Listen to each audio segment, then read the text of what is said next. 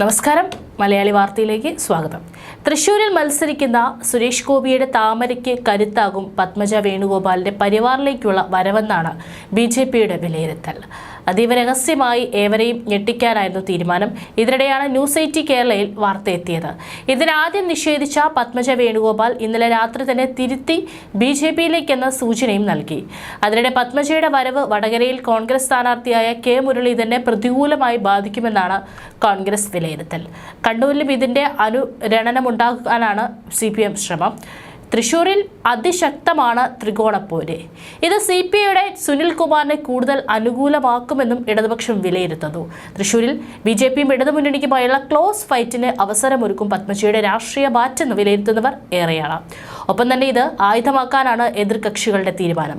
Padmaja വേണുഗോപാലിന്റെ BJP പ്രവേശനത്തിന് പിന്നാലെ കോൺഗ്രസിനെ പരിഹസിച്ച് മുഖ്യമന്ത്രി പിണറായി വിജയനും രംഗത്ത് വന്നു. എല്ലിൻ കഷ്ണമിട്ടാൽ ഓടുന്ന സൈസ് ജീവികളാണ് കോൺഗ്രസിലെന്ന് മുഖ്യമന്ത്രി പരിഹസിച്ചത്. കോൺഗ്രസിന്റെ 11 മുൻ മുഖ്യമന്ത്രിമാർ BJPയിലാണ്. ഇനിയും എത്രയോ പേർ തിരഞ്ഞു നിൽക്കുന്നുവെന്നും അദ്ദേഹം പറഞ്ഞു. BJP 2 കൈ നീട്ടി സ്വീകരിക്കാനും നിൽക്കുന്നു. കോൺഗ്രസുകാർക്ക് ആവശ്യത്തിന് പണം, സ്ഥാനം എന്നിവ റെഡിയാണ്. ജനാധിപത്യത്തിന് നാണക്കേടുണ്ടാക്കുന്ന വിഭാഗമായി കോൺഗ്രസ് മാറി. കോൺഗ്രസ് ജയിച്ചാൽ കോൺഗ്രസ് ആയി നിൽക്കുമോ? അങ്ങനെ ആർക്കെങ്കിലും ഗ്യാരണ്ടി പറയാൻ കഴിയുമോ എന്നും പിണറായി ചോദിച്ചു. വ്യാഴാഴ്ചയാണ് കെ കരുണാകരന്റെ മകൾ പത്മജ വേണുഗോപാൽ BJPയിൽ ചേരുന്നത്.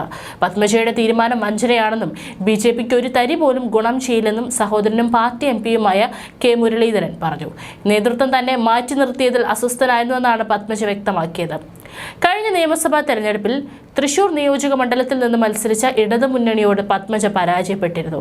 കേരളത്തിൽ തെരഞ്ഞെടുപ്പിൽ മത്സരിക്കാൻ പത്മജയ്ക്ക് 3 തവണ പാർട്ടി ടിക്കറ്റ് നൽകിയെന്നും ഓരോ തവണയും അവർ തോറ്റുപോവുകയാണ് ഉണ്ടായതെന്നും മുരളീധരൻ പറഞ്ഞു. AK ആന്റണിയുടെ മകൻ അനിൽ ആന്റണി BJPക്കൊപ്പം എത്തിയത് ദേശീയ തലത്തിലാണ് അവർ ചർച്ചയാക്കിയത്. ആന്റണി എന്ന നേതാവിന് ദേശീയ തലത്തിലുള്ള പ്രസക്തിയായിരുന്നു ഇതിന് കാരണം. എന്നാൽ കരുണാകരൻ അങ്ങനെയല്ല. കേരളത്തിൽ മരണശേഷവും വികാരമായി നിലനിൽക്കുന്ന കോൺഗ്രസ് നേതാവാണ് കരുണാകരൻ, അണികളുടെ ലീഡർ. അതുകൊണ്ട് തന്നെ പത്മജയുടെ വരവ് കേരളത്തിലെ കോൺഗ്രസിനെ അക്ഷരാർത്ഥത്തിൽ വെട്ടിലാക്കുമെന്നാണ് BJP പ്രതീക്ഷ. ഇത് തന്നെയാണ് CPMഉം ഇടതുപക്ഷവും വിലയിരുത്തുന്നത്. BJPക്കൊപ്പം ചേരാൻ വെമ്പുന്നവരാണ് കേരളത്തിലെ കോൺഗ്രസുകാരെന്ന പ്രതീതി അവർ ഉണ്ടാക്കിയെടുക്കും. അതുകൊണ്ട് തന്നെ പത്മജയുടെ രാഷ്ട്രീയ മാറ്റത്തിന് മാനമേറെയാണ്. പത്മജ ലോക്സഭാ തെരഞ്ഞെടുപ്പിൽ മത്സരിക്കുമെന്നും ഇല്ലെന്നും പറയുന്നവരുണ്ട്. താമസിയാതെ കരുണാകരനെ ഭാരതരത്ന നൽകി ലീഡർ വികാരം ആളിക്കത്തിക്കുമെന്ന് കരുതുന്നവരുമുണ്ട്. രാജ്യസഭയിലേക്ക് പത്മജയെ ഉയർത്തുമെന്നും പ്രതീക്ഷ ശക്തം. ദേശീയ നേതൃത്വവുമായി ചേർന്ന് നിൽക്കാനാണ് പത്മജയ്ക്ക് കൂടുതൽ ഇഷ്ടം. ഇത് BJP അംഗീകരിച്ചേക്കും. സുരേഷ് ഗോപിയും AK ആന്റണിയുടെ മകൻ അനിൽ ആന്റണിയുമാണ് ഈ രാഷ്ട്രീയ നീക്കത്തിൽ നിർണായക ഇടപെടൽ നടത്തിയത്. പ്രധാനമന്ത്രി നരേന്ദ്രമോദി നേരിട്ടാണ് എല്ലാം നീക്കിയത്. അവസാന നിമിഷം മാത്രമാണ് കേരളത്തിലെ നേതാക്കൾ പോലും എല്ലാം അറിഞ്ഞത്.